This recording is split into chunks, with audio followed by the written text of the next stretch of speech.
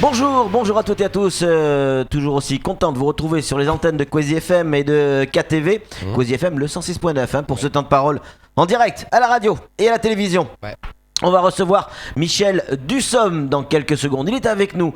C'est le représentant d'une société, vous allez voir, qui représente plusieurs activités et notamment Equali. Michel, bonjour. Bonjour Patrick. Merci d'avoir accepté notre invitation. Alors, Equali, c'est une société qui arrive, nouvelle, qui s'installe sur Mayotte, si je dis pas de bêtises. La principale activité de Equali, c'est quoi ? Alors, je ne dirais pas que c'est une société nouvelle. Bon, Equali, c'est une structure qui existe depuis très longtemps. Oui. Depuis, je dirais, 2013. Oui. Donc, qui est spécialisée en nutrition animale. Qui est gérée par Guillaume Rubin, qui est un ingénieur agronome. Et donc, il y a un deuxième secteur d'activité qui vient d'être lancé, qui s'appelle Equali Couvoir. Donc, Couvoir, d'accord. C'est peut-être la même... le nom, il est peut-être nouveau pour certains, mais c'est anciennement Somadev. D'accord. Qui est spécialisé dans l'aliment de bétail, que ce soit pour le gros, le petit, également de volaille. D'accord. Allant des poules pondeuses aux poulets de chair et des poulets fermiers. Donc, la principale activité, c'est quoi ? Vous faites venir des œufs fécondés de quelque part ? Voilà, effectivement. Donc, Equali Couvoir importe directement des œufs qui sont fécondés, qui viennent de la métropole, et donc qui sont réceptionnés, et après nous les mettons dans les machines qui sont des incubateurs. Au bout de 18 jours, après ils changent de machine, qui a un process assez différent dans les éclosoirs, qui vont passer 3 jours. Donc au bout de 21 jours, on a des poussins d'un jour qui vont être vendus, sinon livrés à des groupements de producteurs, mais aussi certains particuliers. D'accord, ça veut dire que vous vendez, vous achetez des œufs qui sont fécondés, vous faites en sorte qu'ils deviennent des poussins. Clairement. Effectivement. Et ces poussins-là, vous les vendez. Alors, vous les vendez à qui ? Alors, ces poussins sont vendus au groupement de producteurs du territoire. Donc, ils sont deux. Il y a la coopérative mahoraise d'aviculture et Agri-Évolution Mahorais, qui sont d'ailleurs, vu le schéma juridique de la structure, ils sont partenaires, mais aussi dans le capital. Donc, la structure les appartient. Ils participent aux décisions. D'accord, ouais. Et c'est eux qui ont manifesté ce besoin, avec Guillaume Rubin, bien entendu, de mettre en place cette unité de production qui est indispensable dans un schéma de structuration de la filière et surtout pour le développement du territoire. Parce que avant les poussins étaient importés depuis la métropole, sachant qu'on importait, on est tributaire du fret aérien avec les caprices qu'il peut y avoir. Donc on a, avec Equali Couvoir, avoir un approvisionnement régulier de poussins, ce qui n'est pas envisageable avec l'importation de poussins. Et donc les éleveurs élèvent ces poussins pour en faire des poules ou des poulets de chair notamment, pour pouvoir après effectivement les vendre sur le marché local. C'est bien ça ? C'est bien ça, c'est un petit marché de niche, mais c'est surtout pour la grande distribution. Donc c'est un chemin pas global, mais je dirais c'est un début de structuration. Donc les groupements qui sont dans l'outil et qui s'approprient l'outil et qui vont élever de par les éleveurs les poulets et qui vont vendre après de la grande distribution en les abattant bien entendu à l'abattoir existant qui est l'abattoir du lycée agricole de Coconi.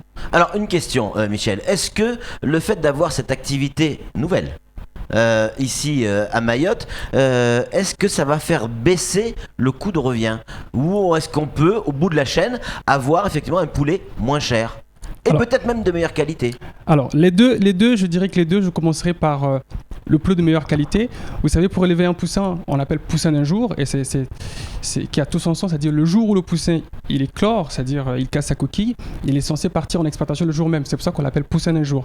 Et quand on fait venir des poussins de la métropole, quand ils arrivent, ils n'ont plus la dénomination de poussin d'un jour. C'est les poussins qui ont 48 heures. Ouais. Et donc ils arrivent comment, par avion? Ils arrivent par avion, et on a une seule compagnie aérienne le choix poisson ou volaille.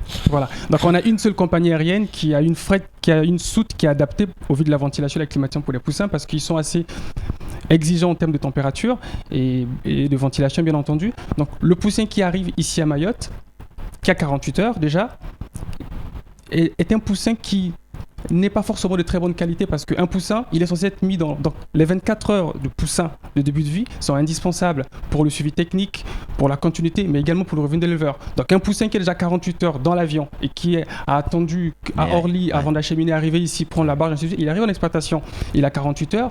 Donc le poussin, il ne faut pas s'attendre à avoir les performances techniques que vous a conseillé le vendeur ou sinon le sélectionneur. Donc on aura un produit de meilleure qualité. Un produit de meilleure qualité, donc Donc les occlusions, par exemple, auront lieu tous les samedis. Donc le poussin sorti le samedi partira tout de suite dans l'exploitation. Donc l'éleveur, il a le temps de préparer son bâtiment et tout de suite mettre à disposition l'aliment, y compris de l'eau. Donc comme ça, le poussin est dans les meilleures conditions et de pouvoir exploiter au mieux son potentiel génétique. Et la dernière partie de la question, le prix. Est-ce que, au bout du compte, le fait de tout produire localement, on évite l'avion, on évite tout un tas de choses. Est-ce que, au bout du compte, on paiera le poulet moins cher ? C'est également le deuxième objectif du projet. C'est de proposer un poussin déjà de meilleure qualité, mais aussi à un prix relativement plus bas. Et bien entendu avec les aides, que ce soit les aides nationaux comme le POSEI ou les aides européennes, qui permettent quand même d'amortir certains coûts et de proposer un poussin à un prix relativement plus bas. Donc, auprès des groupements, c'est vrai qu'il y aurait un tarif préférentiel, effectivement. Donc les groupements auraient un tarif qui sera beaucoup plus bas que le poussin lorsqu'il est importé. Et après, auprès des particuliers, ça sera aussi la même chose. Donc le poussin déjà vendu, il n'aura pas le même prix que le poussin qui était à quelques mois auparavant. À partir de quand ça se met en place ? Alors, les premiers poussins vont sortir le 2 avril. Le 2 avril, ce sera les premiers poussins. Pourquoi vous ne faites pas sortir ça le 1er avril ? Ça aurait été une belle farce. Ouais, on aurait aimé, mais bon, c'est une activité qui est planifiée à l'avance. Ouais. Donc tout est chronométré, on n'a pas droit à l'erreur et aussi adapté par rapport à la disponibilité des éleveurs. C'est eux qui sont décideurs. On arrive à savoir presque à l'heure précise où va sortir le poussin ? On peut tout programmer à l'avance. On programme avoir une éclosion à 6h. On les a à 6h. Parce qu'il y a la production qui en a besoin. À 7h, les récupérer, les mettre dans les élevages. Samuel Baucher, le rédacteur en chef de France Mayotte Matin, a une question à vous poser. Alors je trouve ça formidable. On passe d'importation de poussins à importation d'œufs, fécondés. Effectivement. Mais ça reste de l'importation. Y a-t-il possibilité qu'un jour à Mayotte, nous puissions être totalement autonomes avec des œufs incubés localement ? Pas incubés, fécondés, localement. Tout à fait possible. On espère que plus tard, il y aura un éleveur, pourquoi pas un agriculteur qui va s'installer avec installation des parcs repos, ce qu'on appelle, qui nous permettrait en deuxième phase d'avoir encore un produit très très très bas. Parce que le fret, ça coûte relativement cher, même avec les œufs à couver. Donc en produisant sur place, on va avoir effectivement un œuf à couver qui reviendra moins cher et in fine un poussin d'un jour qui sera également moins cher, qui améliorerait le revenu des éleveurs, mais également le produit à la sortie qui sera relativement beaucoup plus bas et qui va intéresser la grande distribution et les paniers de la ménagère. Mais c'est une perspective qui est possible pour Mayotte. Tout à fait possible. Donc pour l'instant, c'est la profession qui va manifester le besoin. Une fois qu'ils sentiront qu'il y aura peut-être un éleveur, un adhérent de leur groupement qui est apte ou en mesure de pouvoir s'installer en parc repro. Alors après, il faudra préparer la formation parce que c'est assez particulier, c'est spécifique. On ne se lève pas du jour au matin pour faire de la repro de poulet de chair. Alors, on va donner la parole à Flo, mais juste avant, une question. Est-ce que ces poussins qui effectivement arrivent au bout de 18 jours, c'est ça ? Les poussins, c'est au bout de 21 jours. 21 jours. Est-ce que ces poussins qui sont vendus à des éleveurs, vous disiez tout à l'heure qu'on peut le vendre aussi à des particuliers. Qu'est-ce que fait un particulier avec un poussin ? Alors c'est vrai qu'à Mayotte, on a un schéma assez particulier. On a des particuliers qui sont de plus en plus intéressés par l'élevage de la basse-cour. Donc il y a du poulet fermier. C'est-à-dire que le gars, chez lui, il a sa petite basse-cour, il achète une quinzaine, une vingtaine de poussins. En général, c'est par caisse. De toute façon, c'est 50 poussins par caisse. Oui, il y en a plusieurs qui prennent 2-3 caisses, qui élèvent. Il dit que c'est pour sa consommation parce qu'il est friand du poulet local. Et il est quand même de qualité meilleure que le poulet. Donc il achète 150 poussins pour sa consommation personnelle. Voilà, pour sa famille. Le mec il mange du poulet. Là on est clairement dans de l'élevage pas forcément déclaré. Si, ce sont des gens qui sont déclarés. Quand on dit particulier, cela veut dire pas forcément des gens qui sont professionnels, qui n'ont que ça comme activité. Ouais. C'est ces gens qui sont pas. Mais on déclare son activité dès lors qu'on a un parc qui peut contenir 250 volailles. Donc il faut un numéro unique, il faut une déclaration. Et après, pour abattre également au niveau de l'atelier agroalimentaire de Coconi, qui est l'abattoir qui est sur place, donc il y a également des déclarations, des normes à respecter. Mais pour les gens qui élèvent en dessous et qui ne ciblent pas un marché comme les restaurants hors foyer, la grande distribution, il n'a pas une obligation particulière de faire la déclaration ou assujetti à certains règlements au niveau du service d'alimentation. Flo, une réaction ? Oui, moi j'essaie de comprendre le fonctionnement de la filière. Et donc il y en a un qui fait éclore l'œuf, l'autre qui fait grandir le poussin et l'autre qui fait grandir le poulet. Pourquoi c'est pas le même acteur qui fait tout ? C'est comme on l'a dit au tout début, ce sont les mêmes acteurs qui sont dans l'outil. Donc la particularité des Qualicouvoir, c'est d'avoir les groupements de producteurs de poulets, qui sont 2 sur l'île, en tout cas au demeurant, qui ont des adhérents qui sont éleveurs de poulets. Donc en fait, ils font tout. Quelque part, parce qu'ils sont actionnaires du système, donc tout le monde maîtrise toute la chaîne. Voilà, donc ils maîtrisent toute la chaîne. C'est eux qui vont abattre au niveau de l'atelier agroalimentaire et également eux qui livrent à la grande distribution, en l'occurrence le groupe Sodifram, y compris le groupe BDM. Il manque quand même un maillon de la chaîne, l'alimentation. Parce qu'on sait que c'est compliqué de faire venir du produit à Mayotte. Comment ça se passe? Comment on peut alimenter à des prix raisonnables les éleveurs de poulets? Quand on parle d'alimentation, on parle d'aliment de bétail. Oui, entre autres. Mais pas que bétail, mais aussi pour les poulets. Ah oui, de toute façon, celui-là que vous parler du poulet. Donc l'aliment de bétail, c'est du bétail aussi. D'accord. Voilà. Donc, au niveau des Qualis, je vous dis qu'il y a 2 structures. Il y a Equalis Nutrition Animale. Donc Equalis Nutrition Animale qui est spécialisé dans l'aliment de bétail, que ce soit le gros, les petits ruminants, mais aussi du poulet, de chair poule pondeuse, qui a une gamme complète et en plus qui a une nouvelle chaîne, qui est M. Guillaume Rubin, qui est l'actuel directeur, qui a apporté de l'innovation et de la modernisation au niveau des outils. Donc on a un produit de qualité meilleure qui répond aux standards qu'on trouve également en métropole. Donc c'est au niveau de donc dans votre même organisation, il y a également l'importation de produits alimentaires. Effectivement, j'ai cru comprendre que vous êtes d'ailleurs invité à l'inauguration de Qualicouvoir. Vous remarquerez que sur le site d'exploitation, il y a les 2 usines. Il y a Equalis Nutrition Animale avec sa tour de granulation et les outils de fabrication d'aliments. Et il y a également à côté Qualicouvoir, qui était un couvoir qui existait il y a 15 ans auparavant. C'est ça existait avant. Hein. Oui. J'espère que le vote durera plus longtemps. Samuel, dans la construction du prix, si je vous écoute et si je comprends bien, la principale charge, ça reste les importations.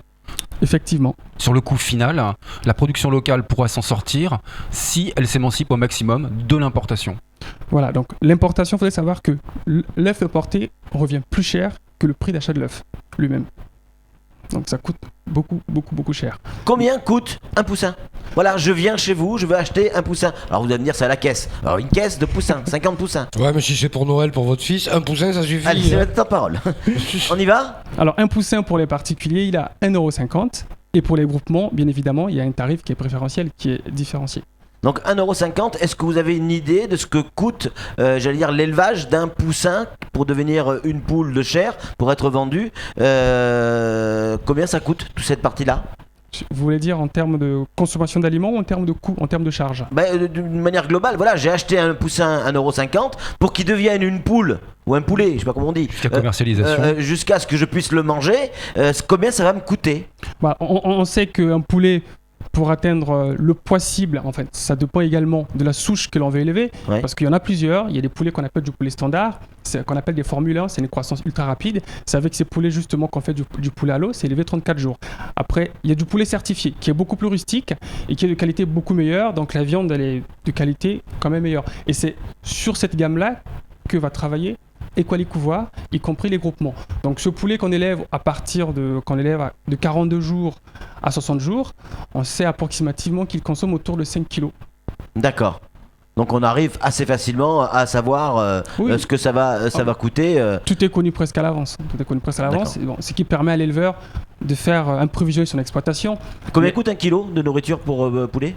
1 kilo de nourriture, je pourrais vous dire peut-être à la tonne combien ça coûte. Sinon, le sac, c'est autour de 12 €. Après, ça dépend du type d'aliment. Il y en a 3. 12 € un sac de combien de kilos? C'est un sac de 25. D'accord, ok. Donc ça fait 12 € par la 50 moyenne. centimes le kilo. Quelque chose près. Quelque chose par là, oui. 50 centimes le kilo, il en consomme combien? 40 kilos pour arriver à 5 kilos? Il en consomme 5. Ouais, après, ça dépend du poids à la sortie également. Ouais, d'accord. C'est une autruche, votre poulet.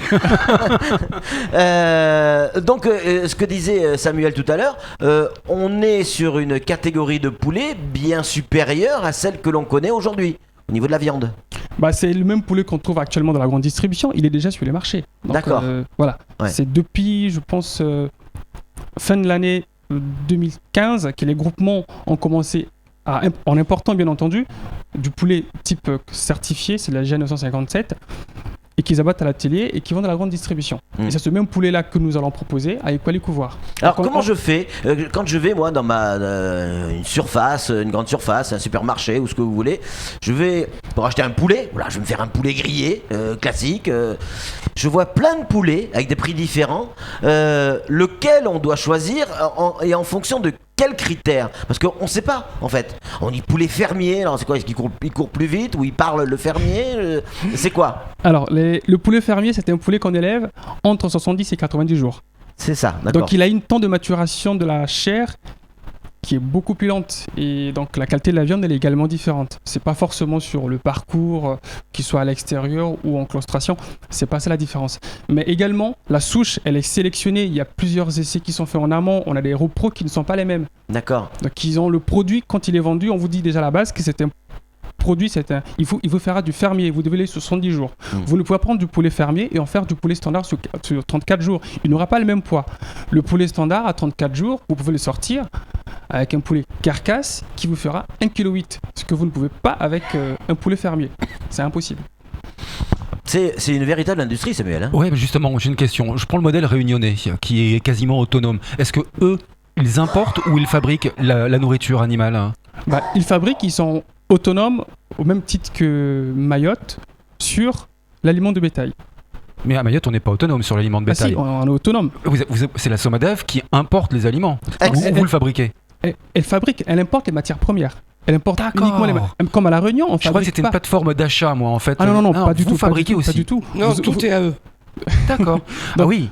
Donc en fait, Mayotte sera totalement autonome. Elle était déjà. Mais on importe quand même les œufs pour les œufs fécondés.